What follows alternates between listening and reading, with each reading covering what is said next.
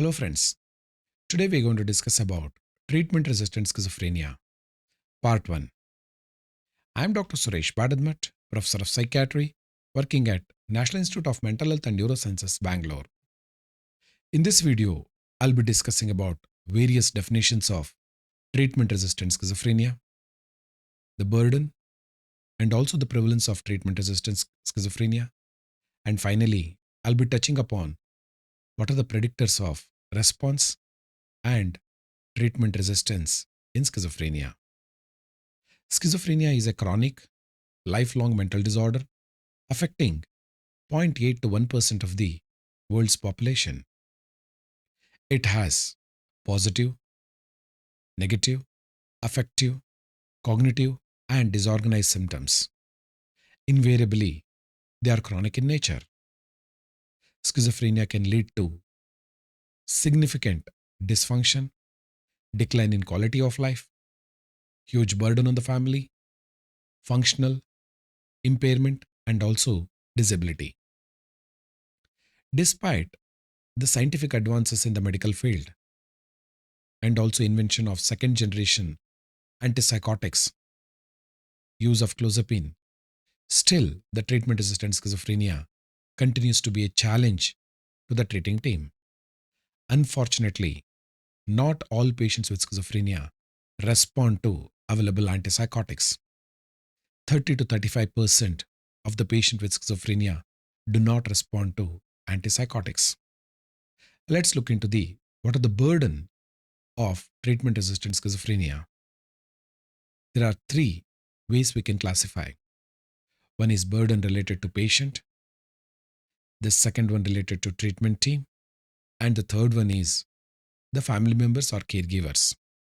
With regard to patient has to suffer because of positive symptoms, negative symptoms, disorganized symptoms, and also the affective symptoms.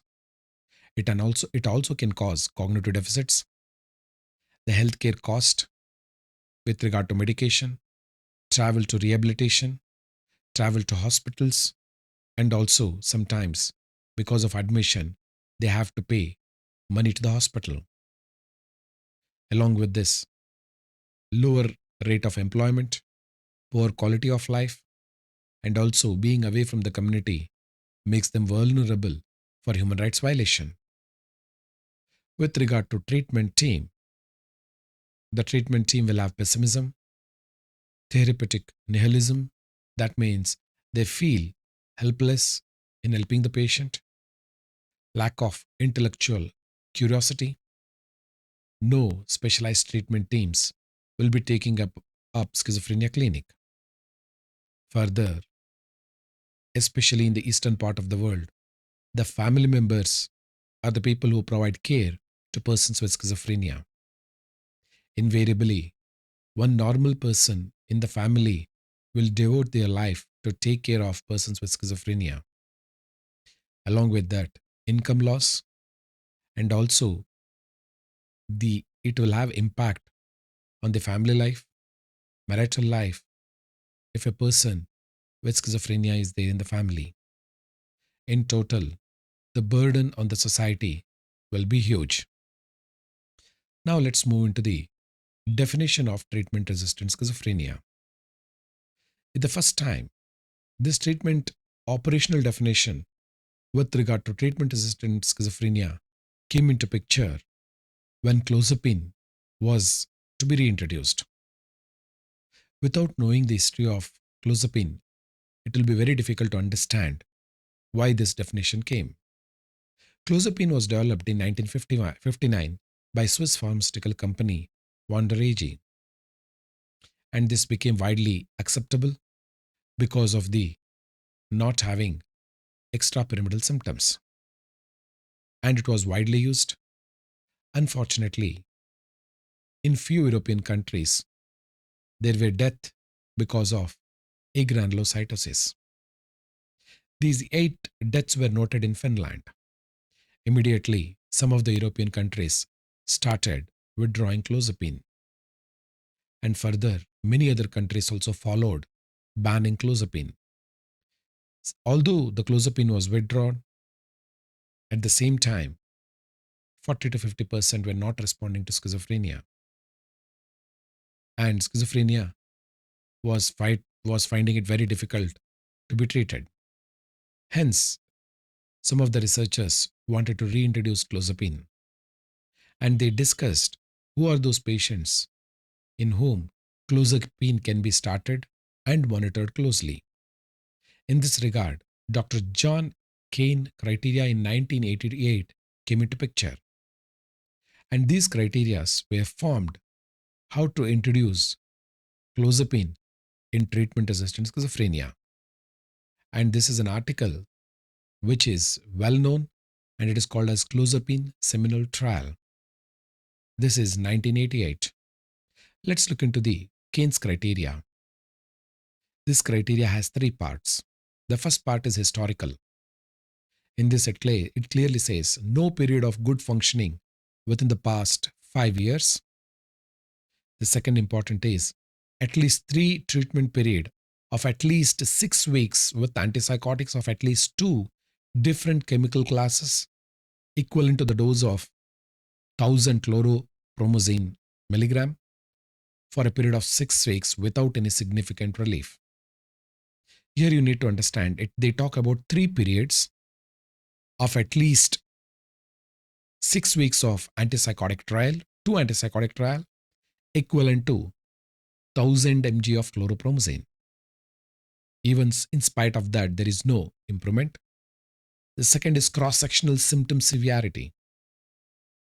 BPRS, that is Brief Psychiatric Rating Scale, score of at least 45 and above, and score of at least 4 or more on 2 of the following items. These are conceptual disorganization, suspiciousness, hallucinatory behavior, or unusual thoughts. Further, on CGI, the patient should be scoring moderately ill or more. And this is the cross-sectional assessment. And finally, the prospective.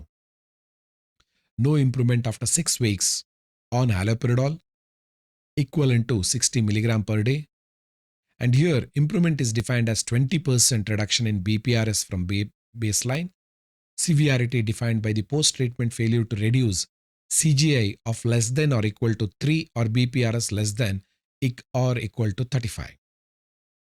This was a very stringent criteria which looked into the symptom severity as the main perspective and also the number of antipsychotics given.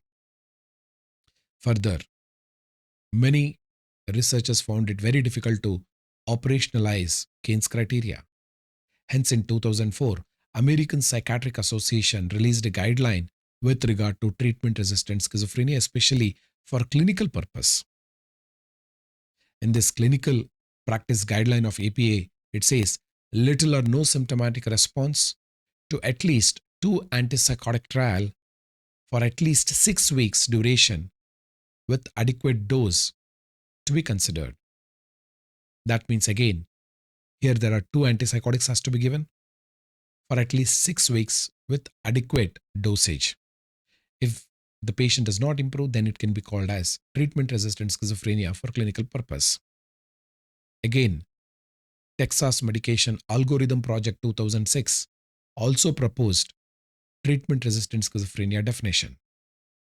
Here, as per this guideline, failure to respond for 2 trial with a single second-generation antipsychotic with the possibility use of first-generation antipsychotics as the second trial.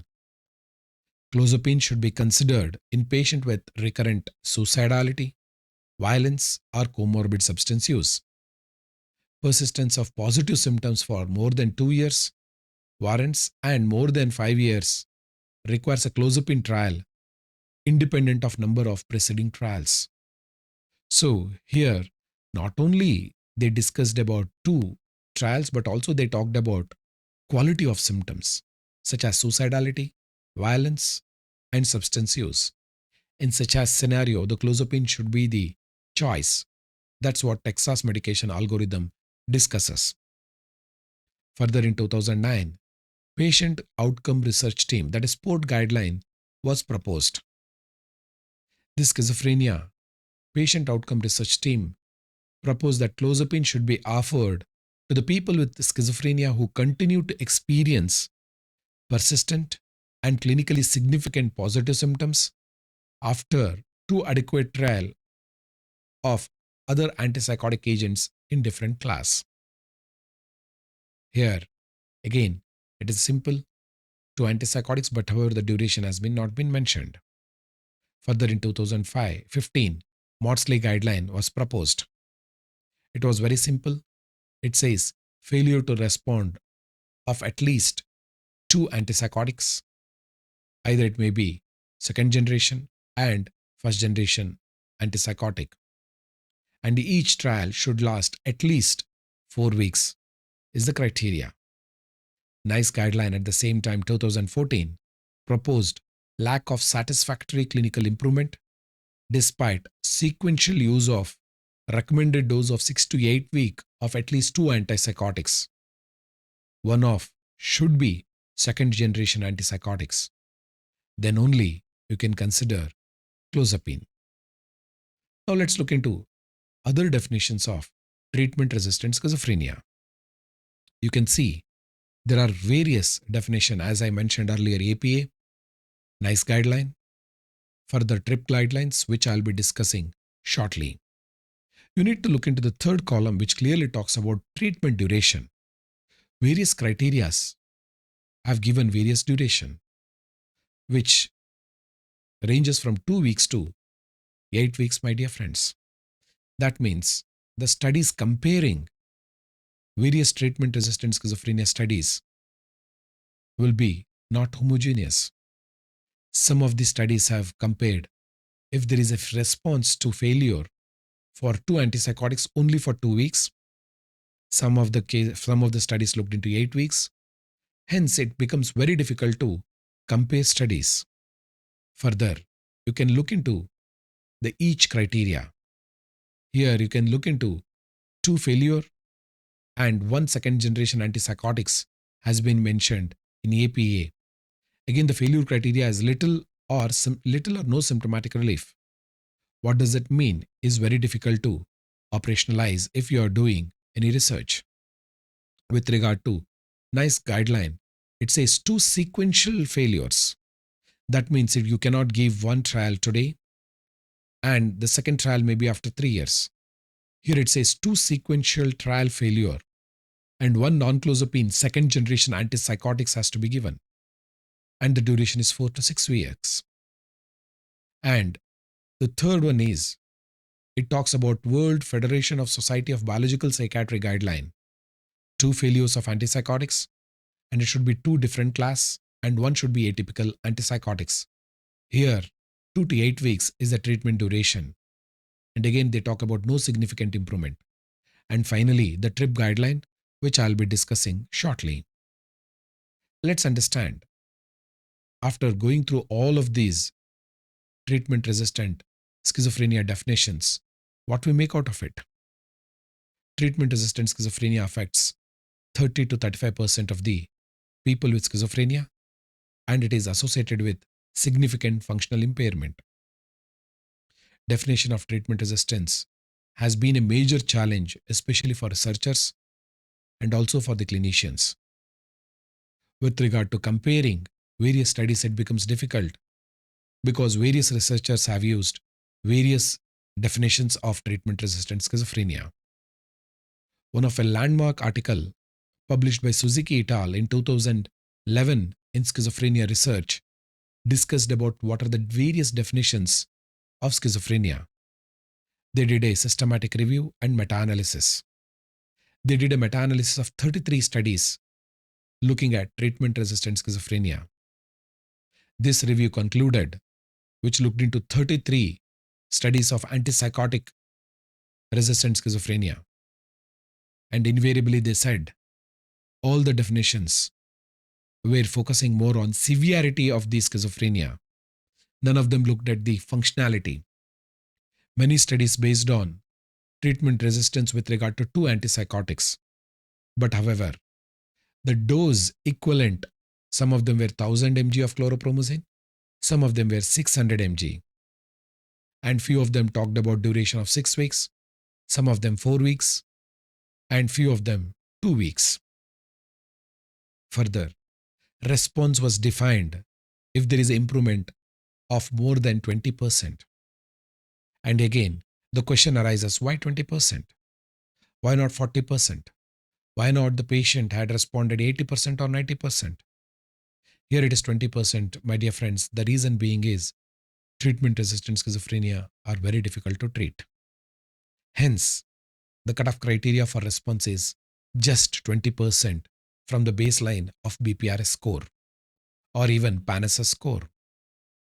Further, some of the studies looked into what is the improvement or response with regard to the improvement is less than 35 scoring in BPRS should be considered, or else on CGI, that is Clinical Global Improvement Severity Scale, should be less than or equal to 3. So these were the various criterias which were difficult to compare between studies. Only few studies looked into the treatment arm, whether it is prospective or else retrospective. Most of the studies were retrospective in nature. Only few studies looked into prospective. Further, many studies did not look into social functioning, occupational functioning, patients' subjective improvement quotient, I would rather put it in that way, and also relationship with other family members, and functional with regard to occupation. Most of the studies did not look into this. Invariably, the definition of treatment-resistant schizophrenia was only for the purpose of clinicians. Majority of the studies did not take the patient's subjective perspective. What does he feel? Whether he has improved or not? What is his concern?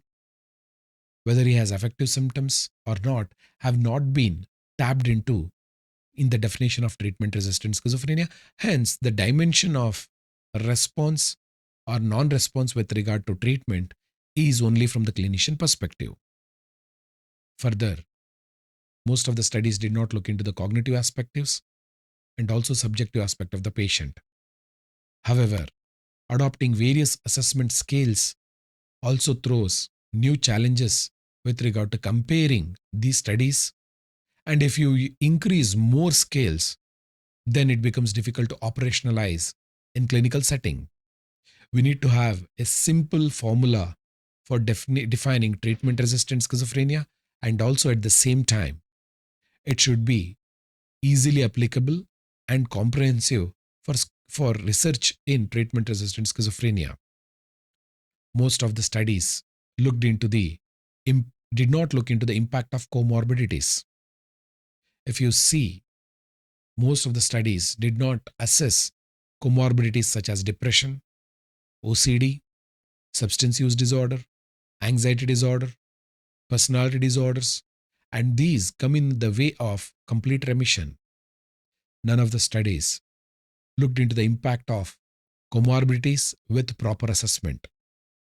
Cognitive domains, negative symptom domain were less addressed in the clinical trials.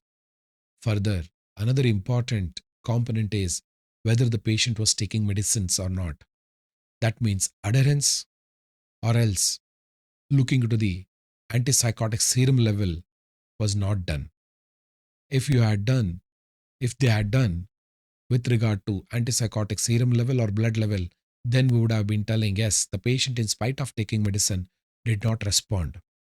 Invariably, various clinicians clearly say most of the patients do not take medications regularly, hence that can be a pseudo-resistance. If you look into the Hawes et al. 2017, a study which was published in American Psychiatric Association, and it clearly looked into what are the different criteria used by various researchers. If you look into the number of antipsychotics, it ranges from 1 to 3 with regard to different classes. Majority of the study did not mention it. The trial duration ranged from 2 to 8, my dear friends, and dosage of chloropromazine equivalent ranged from 400 to 1000 milligram of CPZ. With regard to scales, majority of them use BPRS, PANSS, and CGI. Some of them did not even mention. Only hardly 35% of them were prospective trial. Remaining 65% was a retrospective chart review of the files. Operational definitions was there only in 50%, and remaining, it is the clinician's decision whether the patient is a responder or non-responder. And finally, hardly 5% of the studies looked into the adherence with whether the patient is taking medication or not. In this regard, the research into treatment-resistant schizophrenia becomes very difficult to compare across studies and also across various countries. To summarize, my dear friends, the definition of treatment-resistant schizophrenia is a big challenge to the clinician and also to the researchers. The main reason being the definition of resistance, remission is not uniform across the studies. And also the improvement is only 20%. Why is this only 20%? And majority of the studies did not look into the subjective experience of the patients. Studies only looked into the positive symptoms and few negative symptoms.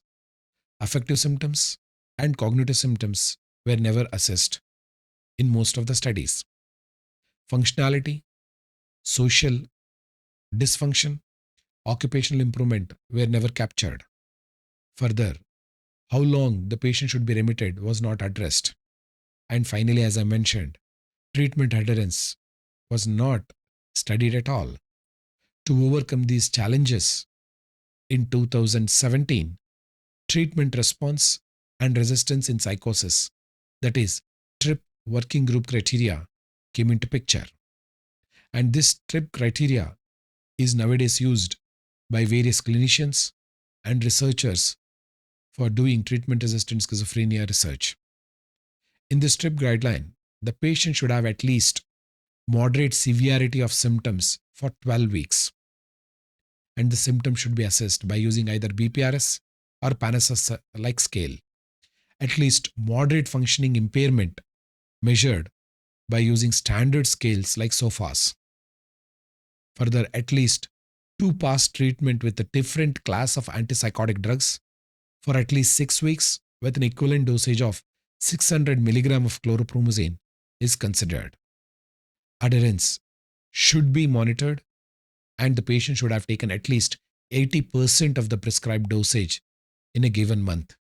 And this can be monitored either by the blood level of the medications, or else the chart, or else cross-verifying from a family member who is doing supervised medication with the patient. In an ideal case, at least one antipsychotic trial should be prospective in nature. Criteria for separating responsive and treatment resistance patient should be clearly defined. So, my dear friends, this is TRIP guideline, and in short, it's very simple: moderate symptom severity and moderate symptom duration, and duration of symptom should be more than 12 weeks, and treatment duration should be at least 6 weeks. Dose should be 600 milligram of chlorpromazine equivalent, and adherence more than 80%, and 2 different class of antipsychotics should be tried in the past, and 1 prospective trial should be considered. Further, it also considers for various definition of treatment resistance. Early onset treatment resistance means within 1 year of starting the illness and starting treatment, the patient do not respond. Medium term onset of treatment resistance is 1 to 5 years of after the treatment onset, the treatment resistance develops. Late onset means more than 5 years if the patient develop treatment resistance. And finally, ultra treatment resistance, that is treatment resistance plus the patient did not respond to clozapine. I'll be doing a separate video on ultra treatment resistant schizophrenia. Now, let's move into the predictors of response to treatment in schizophrenia. One of a landmark article by Sapal et al. And his colleagues in schizophrenia research published in 2021 looked into 77 articles, and they did a systematic review comprising of 7,546 patients. In this systematic review, researchers identified higher positive symptoms at the baseline predicted higher response, but no other baseline characteristics were noted when the analysis was done. The response rate remained relatively similar across the study with the different definition of treatment-resistant schizophrenia. So this systematic review, although considered to be negative, but it gave a very important window of opportunity to look into higher positive symptoms. If the patient has, that is a high possibility he will respond. Another important article by Smart and his colleagues in 2019, published in Psychological Medicine. The title of the study is Predictors of Treatment-Resistant Schizophrenia, a systematic review of prospective observational studies. In this study, the prospective studies were considered, and they looked into 12 published prospective studies were included in the review. And in this study, younger age of onset was the most consistent predictor for treatment resistance. Male gender, winter birth, poor premorbid functioning, and rural upbringing contributed to the treatment resistance. Further, another important meta-analysis, which was done in 2020, found that younger age, fewer negative symptoms, paranoid schizophrenia subtypes were associated with better response. And further, to summarize the predictors of response, my dear friends, there are multiple variables have been noted.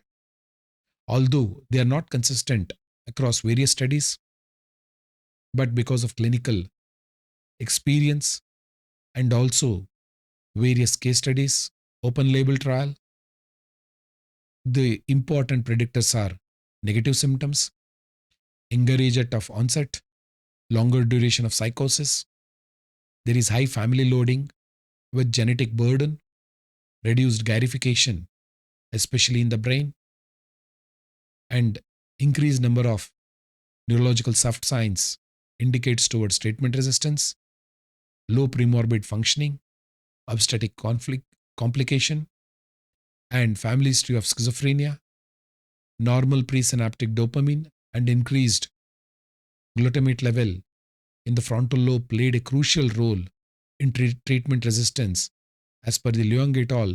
2019. To conclude, my dear friends, treatment-resistant schizophrenia is present in 1/3 of the patient diagnosed with schizophrenia. Treatment resistance causes huge burden on patient and their family members. Defining treatment resistance is a big challenge to the researchers and also to the clinician. There is, at this point of time, there is no one acceptable definition. But however, as per my own experience, the TRIP guidelines can be considered for both clinical purpose and also for the research purposes. And to look into the various predictors of non-response to antipsychotics in schizophrenia, multiple variables are involved. It starts from poor premorbid adjustment, family history of schizophrenia, high genetic loading, male gender, poor functioning at baseline, greater cognitive dysfunction, younger age of onset of illness, early hospitalization, suicidality, substance abuse, longer duration of untreated psychosis, negative symptoms at the baseline, and also higher general psychopathology with regard to loosening of association and various other disorganization symptoms, disrupted CNS connectivity, high glutamate level activity in the cingulate and thalamus, low dopamine binding potential were noted, early non-response to treatment, comorbidities, and recurrent relapse, poor adherence to the medication, and high genetic loading, living in rural area, and ethnicity all play important role in treatment-resistant schizophrenia. TRIP guidelines is one of the best guidelines which can be used for both clinical purposes and also for research purposes. Thank you very much for giving your valuable time. Stay safe.